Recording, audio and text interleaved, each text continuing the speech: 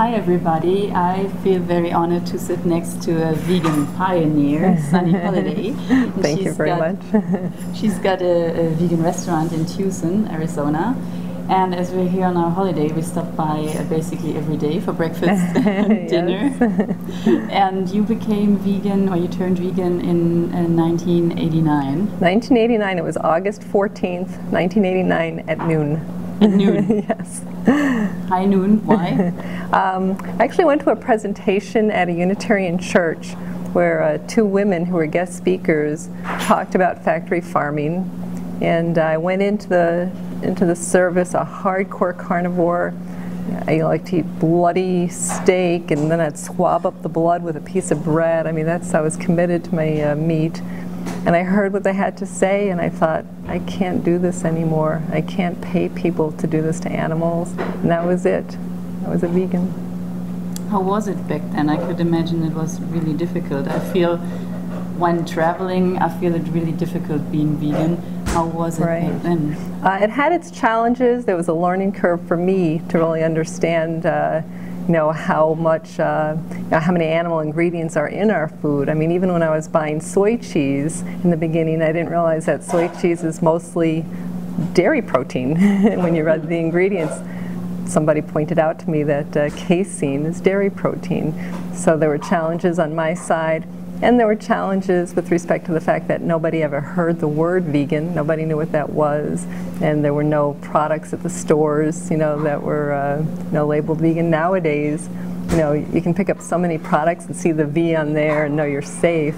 Back then, that didn't exist. In fact, I can remember the first time I picked up a box and saw the word vegan on the box. I almost started crying. I was so happy. But even simple things like buying a box of soy milk, I had to drive, and I lived in LA, I had to drive 20 miles to find a box of soy milk. So it had its challenges back then. But you kept on doing it? And yes, I kept on doing it. I read that you worked in chemistry. Is it kind of similar, doing a chemistry thing and trying to figure out how to turn dishes vegan? Or actually, I tell people there's no difference between chemistry and cooking. It's just you mix stuff up together, you heat stuff up, you cool it down. It's the same. And I love to cook, so to my advantage, it was really fun for me to try to recreate my favorite recipes that had meat or dairy in a new format with all vegan ingredients. So it was kind of a fun challenge. It's what actually got me into trouble, because when I was invited to a party, I knew there'd be nothing there for me to eat, so I'd make my own vegan dish, but I'd always make enough for everybody. Like, I'd bring a big casserole, and people would love it, and they would tell me, wow, this is delicious, you should open up a restaurant. You did. Voila! Yes, I took it too seriously. I'm happy you did. It was 11 years ago, or? That was 11 years ago that I opened up the restaurant. Right, that's right. What did people say in Tucson that there's suddenly a vegetarian vegan restaurant? Well, it turns out, because you never know what the response is going to be. I didn't know if nobody was going to come, or if just vegans were going to come, or if it was but the response was very good.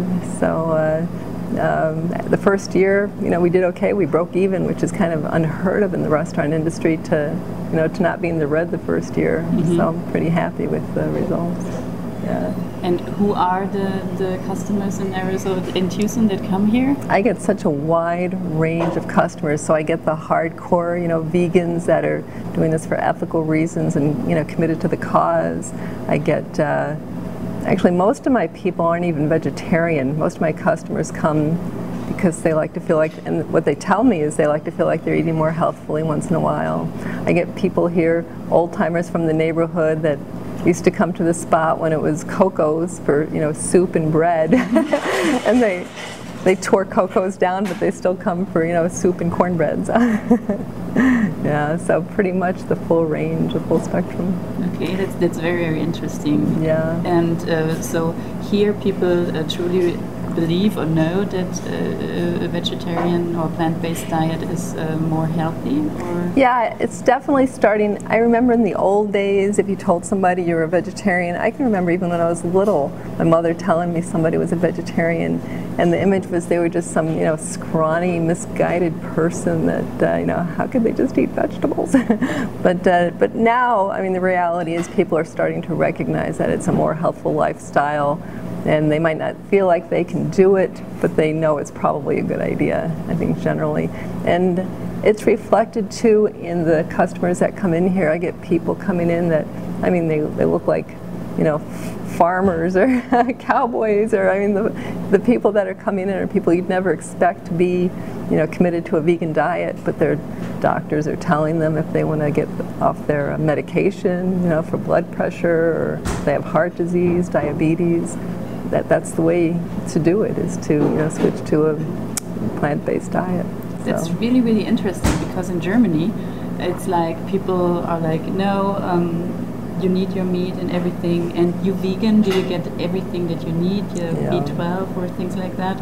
It's totally different. People don't, they don't want to recognize the health pros. Sure, and I think that's still largely true here. I think part of the issue is I'm in such a perfect environment. You know, the people that come here are the people that are enlightened. So the sampling of people that I get are those people. There's still a lot of people that haven't, you know, gotten the word yet. So what is the favorite dish that people like to eat here, and what's your favorite?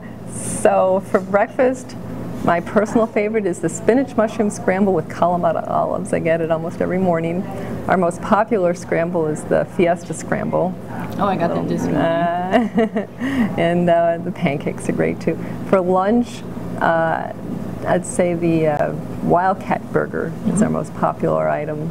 Somebody told me that if I put an item on the menu with sriracha sauce, that everybody from the U of A would come here to eat. The university is right nearby. So we put the Wildcat burger on there, and it is our most popular item. Okay. So barbecue chicken sandwich is really good at lunch.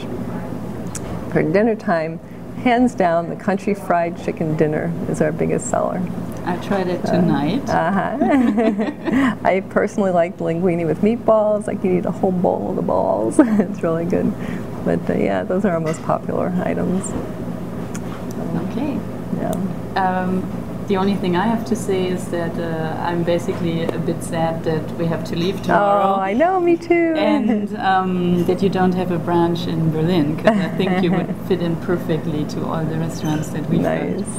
And thank you very much for your commitment. Thank you so much. It was such a pleasure getting to meet you and getting to know you. Yeah, it was the same. And you made our travel, at least here in Tucson, very easy. So thank you for that. And if you're ever around Tucson, make sure to stop at Sunny's and Lovin' Spoonfuls. And that's all we have to say for today, I guess. Okay.